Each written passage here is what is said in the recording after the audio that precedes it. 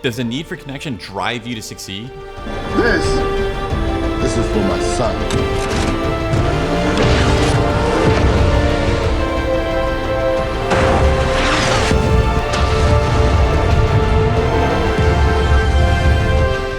Connection, the drive to share experiences with those dear to you, to be appreciated by them, and to protect them. How much does it drive you? Knowing how much it motivates you will make you achieve more, while at the same time preventing burnout.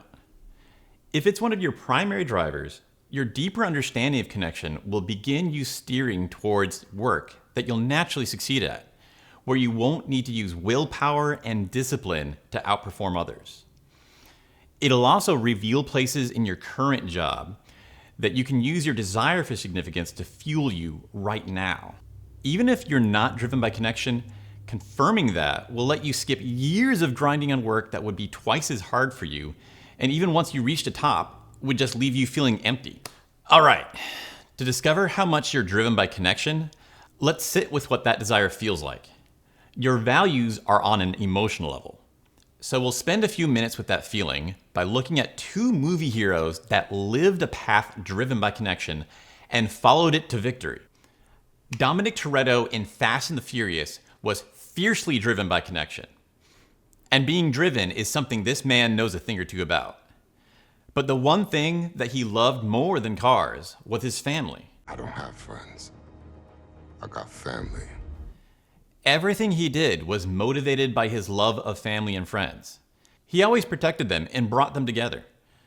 When Letty was found to be still alive and stuck in a life of crime, Dom gave up his paradise retirement to fight to help her and reunite with her. Another time when Elena and his son were threatened, he agreed to return to crime and work for an enemy he hated in exchange for their safety. Hell, he turned half the people trying to kill him into family too. You know, connection is only a medium level value for me, but talking about Mr. Toretto, even I get all excited about it. In movies, the most dramatic form of connection is usually fighting to protect your family. But there's a lot of different types of connection, like being loved, knowing these people deeply, protecting them but in day-to-day ways, and simply being together. Connection doesn't even have to be always with people. It can be a connection with animals, or nature, or ideas, your spirituality and religion. On to the next example. Peter Quill in Guardians of the Galaxy also lived his life dedicated to connection. It became his greatest strength.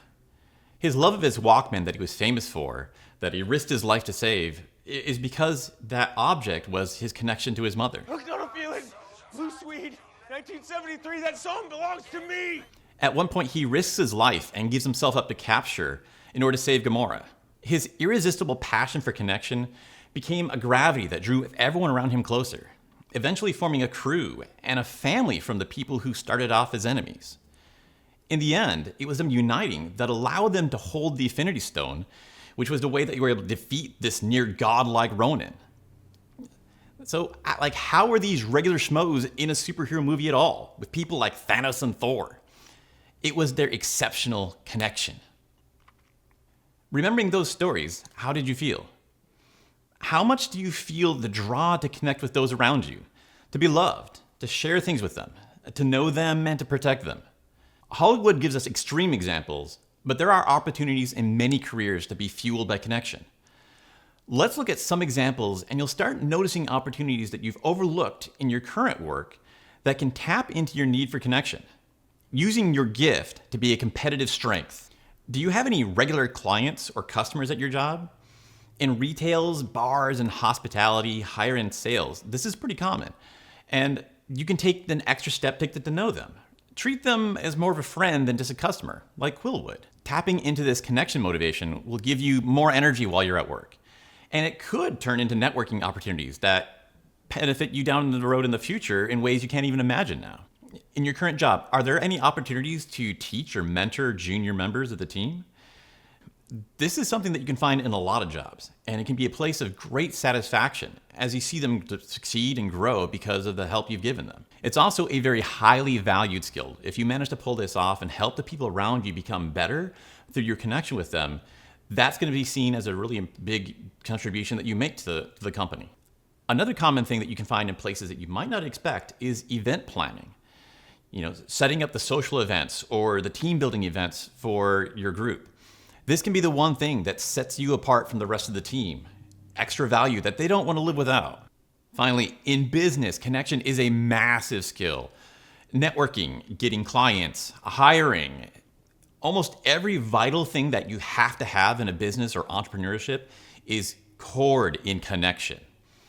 So it's more than just a good idea on paper. The company I work at, we have a sales team, and they spend months talking to the same people over and over, getting to know them, developing trust, getting to know their needs better, and becoming almost a member of their company before any sort of sales or deals happen. Now, after this deep dive with connection, how much do you feel that it drives you? Do you see any places at your current work that give you connection? Thinking about it, do they motivate you more now? If you're driven by connection, the more you pay attention to this, the stronger this feeling will increase that edge that it gives you. You can also gain more of this edge from any of the 6 needs that you do resonate with. Find out how strongly you feel about the rest of them. Personally, I connect strongly with 3. Or if you realize that you don't care about connection, that's power too. You can now recognize jobs pushing connection as a benefit and know that for you, it wouldn't have any value and it would just be a trap. You can avoid it and find work that takes advantage of the needs that do motivate you. So find out how much you connect with the rest of the 6 fundamental needs and use all of your strengths unique to you. Pick the next value from the playlist over here and linked in the description. Or jump straight to contribution. It's the rarest of the 6 values, but people with strong drive and connection are the most likely to have it. That might be you.